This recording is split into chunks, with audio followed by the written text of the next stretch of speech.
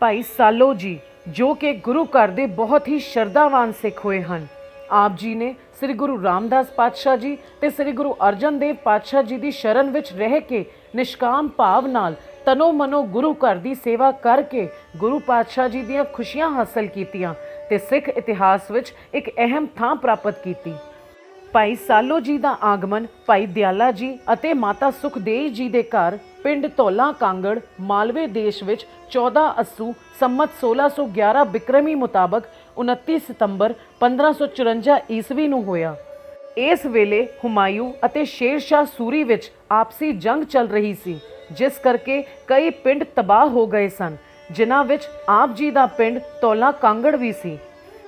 ਜਿਸ ਤੋਂ ਬਾਅਦ ਆਪ ਜੀ ਦੇ ਮਾਤਾ ਪਿਤਾ ਜੀ ਸ੍ਰੀ ਅੰਮ੍ਰਿਤਸਰ ਸਾਹਿਬ ਤੋਂ 9 ਮੀਲ ਦੀ ਦੂਰੀ ਤੇ ਮਜੀਠੇ ਪਿੰਡ ਆਣ ਵਸੇ। ਭਾਈ ਸਾਲੋ ਜੀ ਦੇ ਮਾਤਾ ਪਿਤਾ ਜੀ ਸਖੀ ਸਰਵਰ ਦੇ ਉਪਾਸ਼ਕ ਸਨ, ਪਰ ਬਾਅਦ ਵਿੱਚ ਸ੍ਰੀ ਗੁਰੂ ਰਾਮਦਾਸ ਪਾਤਸ਼ਾਹ ਜੀ ਦੇ ਦਰਸ਼ਨ ਕਰਕੇ ਉਹਨਾਂ ਦੇ ਸਿੱਖ ਬਣ ਗਏ। ਕੁਝ ਸਮਾਂ ਗੁਰੂ ਪਾਤਸ਼ਾਹ ਜੀ ਦੀ ਹਜ਼ੂਰੀ ਵਿੱਚ ਰਹਿ ਕੇ ਸੇਵਾ ਸਿਮਰਨ ਦਾ ਲਾਹਾ ਲੈਣ ਤੋਂ ਬਾਅਦ ਗੁਰੂ ਪਾਤਸ਼ਾਹ ਜੀ ਨੇ ਭਾਈ ਸਾਲੋ ਜੀ ਨੂੰ ਆਪਣੇ ਕੋਲ ਰੱਖ ਲਿਆ ਤੇ ਮਾਤਾ ਪਿਤਾ ਜੀ ਗੁਰੂ ਜੀ ਪਾਸੋਂ ਆਗਿਆ ਲੈ ਵਾਪਸ ਮਜੀਠੇ ਆ ਗਏ।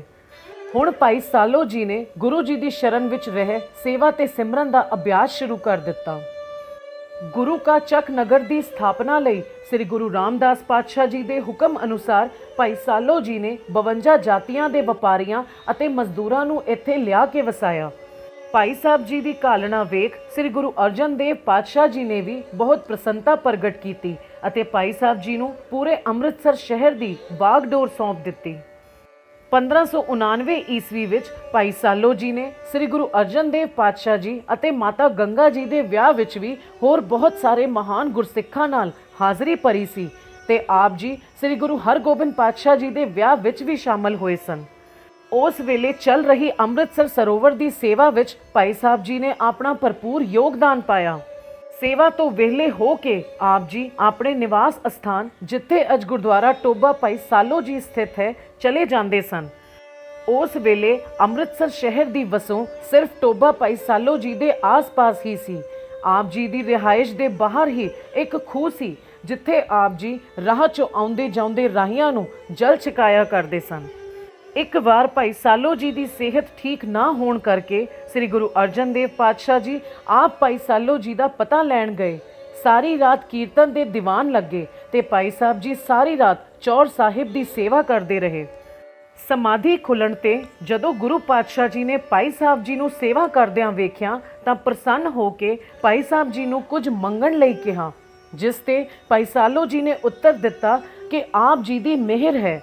ਗੁਰੂ ਪਾਤਸ਼ਾਹ ਜੀ ਦੇ ਦੁਬਾਰਾ ਪੁੱਛਣ ਤੇ ਭਾਈ ਸਾਹਿਬ ਜੀ ਕਹਿਣ ਲੱਗੇ ਕਿ ਸੱਚੇ ਪਾਤਸ਼ਾਹ, ਜੇ ਤਰੁੱਠੇ ਹੀ ਹੋ ਤਾਂ ਮੰਗਣ ਵਾਲਾ ਖਾਣਾ ਹੀ ਖਤਮ ਕਰ ਦਿਓ। ਇਹ ਸੁਣ ਸ੍ਰੀ ਗੁਰੂ ਅਰਜਨ ਦੇਵ ਪਾਤਸ਼ਾਹ ਜੀ ਨੇ ਕਿਹਾ ਕਿ ਜੇ ਤੁਸੀਂ ਨਹੀਂ ਮੰਗਦੇ ਤਾਂ ਅਸੀਂ ਇੱਥੇ ਸਰੋਵਰ ਦੀ ਰਚਨਾ ਕਰ ਦਿੰਦੇ ਹਾਂ। ਤਾਂ ਭਾਈ ਸਾਹਿਬ ਜੀ ਨੇ ਗੁਰੂ ਜੀ ਨੂੰ ਬੜੀ ਨਿਮਰਤਾ ਨਾਲ ਕਿਹਾ ਕਿ ਸਰੋਵਰ ਤਾਂ ਗੁਰੂ ਘਰ ਹੀ ਸੋਭਦੇ ਹਨ, ਇੱਥੇ ਟੋਬਾ ਹੀ ਰਹਿਣ ਦਿਓ। ਇਸ ਗੱਲ ਤੇ ਸ੍ਰੀ ਗੁਰੂ ਅਰਜਨ ਦੇਵ ਪਾਤਸ਼ਾਹ ਜੀ ਨੇ ਖੁਸ਼ ਹੋ ਕੇ ਭਾਈ ਸਾਲੋ ਜੀ ਨੂੰ ਇਹ ਵਰ ਦਿੱਤਾ ਕਿ ਇਹ ਟੋਬਾ ਹੁਣ ਆਮ ਟੋਬਾ ਨਹੀਂ ਰਹੇਗਾ। ਜੋ ਮਾਈ ਭਾਈ ਸ਼ਰਧਾ ਨਾਲ ਆਪਣੇ ਸੁੱਕੇ ਭਾਵ ਕਮਜ਼ੋਰ ਬੱਚਿਆਂ ਨੂੰ ਇੱਥੇ ਇਸ਼ਨਾਨ ਕਰਵਾਉਣਗੇ, ਉਹ ਬੱਚੇ ਹਰੇ ਭਰੇ ਭਾਵ ਤੰਦਰੁਸਤ ਹੋ ਜਾਣਗੇ।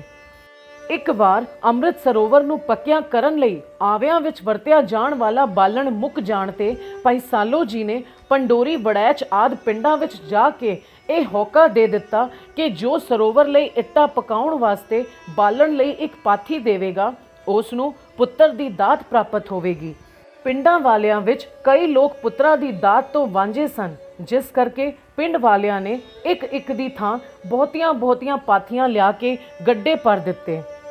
ਇਹ ਸਾਰੀ ਵਿਥਿਆ ਜਦੋਂ ਸ੍ਰੀ ਗੁਰੂ ਅਰਜਨ ਦੇਵ ਪਾਤਸ਼ਾਹ ਜੀ ਨੂੰ ਪਤਾ ਲੱਗੀ ਤਾਂ ਗੁਰੂ ਪਾਤਸ਼ਾਹ ਜੀ ਨੇ ਆਪਣੇ ਅਨੰਨ ਸੇਵਕ ਭਾਈ ਸਾਲੋ ਜੀ ਦੀ ਸੇਵਾ ਭਾਵਨਾ ਤੋਂ ਪ੍ਰਸੰਨ ਹੋ ਕੇ ਇਹ ਬਚਨ ਕੀਤਾ ਕਿ ਜੋ ਵੀ ਦਿਲੋਂ ਤੁਹਾਡਾ ਧਿਆਨ ਧਰ ਕੇ ਇਸ ਟੋਬੇ ਵਿੱਚ ਇਸ਼ਨਾਨ ਕਰਨਗੇ, ਉਹਨਾਂ ਦੀ ਸਖਣੀ ਝੋਲੀ ਭਰ ਜਾਵੇਗੀ ਤੇ ਉਹਨਾਂ ਨੂੰ ਪੁੱਤਰ ਦੀ ਦਾਤ ਪ੍ਰਾਪਤ ਹੋਵੇਗੀ। ਭਾਈ ਸਾਲੋ ਜੀ ਦੀ ਸੇਵਾ ਸਿਮਰਨ ਦੀ ਇੰਨੀ ਕਮਾਈ ਸੀ ਕਿ ਆਪ ਜੀ ਜੋ ਵੀ ਬਚਨ ਆਪਣੇ ਮੁਖੋਂ ਕਰਦੇ ਉਹ ਸੱਚ ਹੋ ਜਾਂਦੇ। ਇਸ ਗੱਲ ਦਾ ਪਤਾ ਭਾਈ ਸਾਹਿਬ ਜੀ ਦੇ ਜੀਵਨ ਵਿੱਚ ਵਾਪਰੀ ਇਸ ਘਟਨਾ ਤੋਂ ਚੱਲਦਾ ਹੈ। ਇੱਕ ਵਾਰ ਮੱਧ ਪ੍ਰਦੇਸ਼ ਦਾ ਰਾਜਾ ਕਵਲ ਸੈਨ ਧੰਨ ਧੰਨ ਸ੍ਰੀ ਗੁਰੂ ਅਰਜਨ ਦੇਵ ਪਾਤਸ਼ਾਹ ਜੀ ਦੀ ਉਪਮਾ ਸੁਣ ਗੁਰੂ ਜੀ ਦੇ ਦਰਸ਼ਨ ਕਰਨ ਲਈ ਸ੍ਰੀ ਅੰਮ੍ਰਿਤਸਰ ਸਾਹਿਬ ਪੁੱਜਾ। ਜਦੋਂ ਰਾਜਾ ਤੇ ਉਸ ਦਾ ਪਰਿਵਾਰ ਗੁਰੂ ਪਾਤਸ਼ਾਹ ਜੀ ਦੇ ਦਰਸ਼ਨ ਕਰਨ ਸੱਚਖੰਡ ਸ੍ਰੀ ਦਰਬਾਰ ਸਾਹਿਬ ਜੀ ਦੇ ਅੰਦਰ ਜਾਣ ਲੱਗੇ ਤਾਂ ਦਰਸ਼ਨੀ ਡਿਓੜੀ ਦੇ ਕੋਲ ਭਾਈ ਸਾਲੋ ਜੀ ਝਾੜੂ ਦੀ ਸੇਵਾ ਕਰ ਰਹੇ ਸਨ।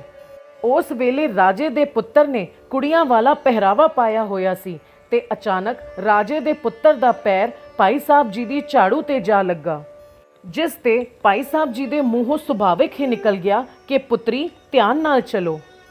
ਭਾਈ ਸਾਲੋ ਜੀ ਦੇ ਇਹ ਬਚਨ ਕਹਿਣ ਦੀ ਦੇਰ ਸੀ ਕਿ ਰਾਜੇ ਦੇ ਪੁੱਤਰ ਦੀ ਬੋਲੀ ਅਤੇ ਅੰਗ ਵੀ ਲੜਕੀਆਂ ਵਾਲੇ ਹੋ ਗਏ। ਸਾਰੇ ਹੈਰਾਨ ਹੋ ਕੇ ਸ੍ਰੀ ਗੁਰੂ ਅਰਜਨ ਦੇਵ ਪਾਤਸ਼ਾਹ ਜੀ ਦੀ ਹਜ਼ੂਰੀ ਵਿੱਚ ਪੁੱਜੇ ਤੇ ਰਾਜੇ ਨੇ ਗੁਰੂ ਜੀ ਨੂੰ ਨਮਸਕਾਰ ਕਰਦਿਆਂ ਸਾਰੀ ਵਿਥਿਆ ਦੱਸ ਕੇ ਬੇਨਤੀ ਕੀਤੀ ਕਿ ਸੱਚੇ ਪਾਤਸ਼ਾਹ ਇਹ ਕੀ ਕੌਤਕ ਵਰਤਿਆ ਹੈ, ਮਿਹਰ ਕਰੋ, ਮਸਾਂ ਤਾਂ ਪੁੱਤਰ ਦੀ ਦਾਤ ਪ੍ਰਾਪਤ ਹੋਈ ਸੀ।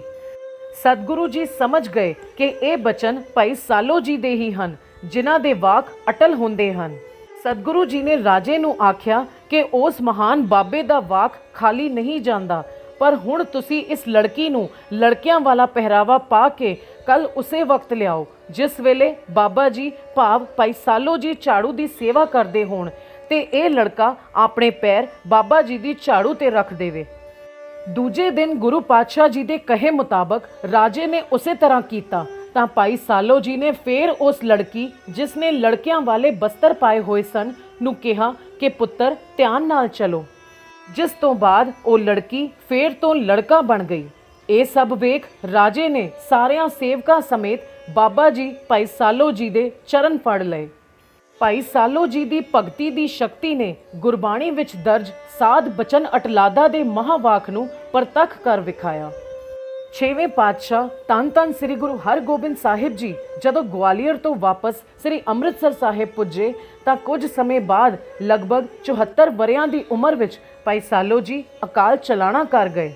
ਭਾਈ ਸਾਹਿਬ ਜੀ ਦੀਆਂ ਅੰਤਮ ਰਸਮਾਂ ਮੀਰੀ ਪੀਰੀ ਦੇ ਮਾਲਕ ਧੰਨ ਧੰਨ ਸ੍ਰੀ ਗੁਰੂ ਹਰਗੋਬਿੰਦ ਪਾਤਸ਼ਾਹ ਜੀ ਨੇ ਆਪ ਆਪਣੇ ਹੱਥੀਂ ਕੀਤੀਆਂ। ਗੁਰਦੁਆਰਾ ਟੋਬਾ ਭਾਈ ਸਾਲੋ ਜੀ ਸ੍ਰੀ ਅੰਮ੍ਰਿਤਸਰ ਸਾਹਿਬ ਵਿਖੇ ਗੁਰਦੁਆਰਾ ਗੁਰੂ ਕੇ ਮਹਿਲ ਅਤੇ ਕਿਲਾ ਲੋਹਗੜ੍ਹ ਦੇ ਬਿਲਕੁਲ ਨੇੜੇ ਹੀ ਹੈ। ਇਸ ਪਾਵਨ ਟੋਬੇ ਵਿੱਚ ਇਸ਼ਨਾਨ ਕਰਨ ਤੇ ਅੱਜ ਵੀ ਸ਼ਰਧਾਵਾਨ ਸੰਗਤ ਪਾਥੀਆਂ ਬਦਲੇ ਪੁੱਤਰ ਦੀ ਦਾਤ ਪ੍ਰਾਪਤ ਕਰਦੀਆਂ ਹਨ ਤੇ ਅੱਜ ਵੀ ਸੈਂਕੜੇ ਰੋਗੀ ਬੱਚੇ ਇੱਥੇ ਰਾਜ਼ੀ ਹੁੰਦੇ ਹਨ। ਇਸ ਪਾਵਨ ਅਸਥਾਨ ਤੇ ਤੇਈਏ ਤਾਪ ਦੀ ਸਾਖੀ ਸੁਣ ਕੇ ਤੇਈਏ ਤਾਪ ਤੋਂ ਵੀ ਛੁਟਕਾਰਾ ਮਿਲਦਾ ਹੈ। ਇਸ ਅਸਥਾਨ ਦੇ ਦਰਸ਼ਨ ਦਿਦਾਰੇ ਕਰਕੇ ਸ੍ਰੀ ਅੰਮ੍ਰਿਤਸਰ ਸਾਹਿਬ ਦੀ ਯਾਤਰਾ ਸਫਲ ਹੁੰਦੀ ਹੈ। ਗੁਰਦੁਆਰਾ ਟੋਬਾ ਭਾਈ ਸਾਲੋ ਜੀ ਵਿਖੇ ਸੱਚਖੰਡ ਸ੍ਰੀ ਦਰਬਾਰ ਸਾਹਿਬ ਕਮੇਟੀ ਵੱਲੋਂ ਅਤੇ ਸੇਵਕ ਕਮੇਟੀ ਗੁਰਦੁਆਰਾ ਟੋਬਾ ਭਾਈ ਸਾਲੋ ਜੀ ਵੱਲੋਂ ਸਮੂਹ ਸੰਗਤਾਂ ਦੇ ਸਹਿਯੋਗ ਨਾਲ ਹਰ ਸਾਲ 14 ਅੱਸੂ ਨੂੰ ਭਾਈ ਸਾਲੋ ਜੀ ਦਾ ਜਨਮ ਉਤਸਵ ਬੜੀ ਧੂਮ-ਧਾਮ ਤੇ ਸ਼ਰਧਾ ਭਾਵ ਨਾਲ ਮਨਾਇਆ ਜਾਂਦਾ ਹੈ। ਵਾਹਿਗੁਰੂ ਜੀ ਕਾ ਖਾਲਸਾ, ਵਾਹਿਗੁਰੂ ਜੀ ਕੀ ਫਤਿਹ।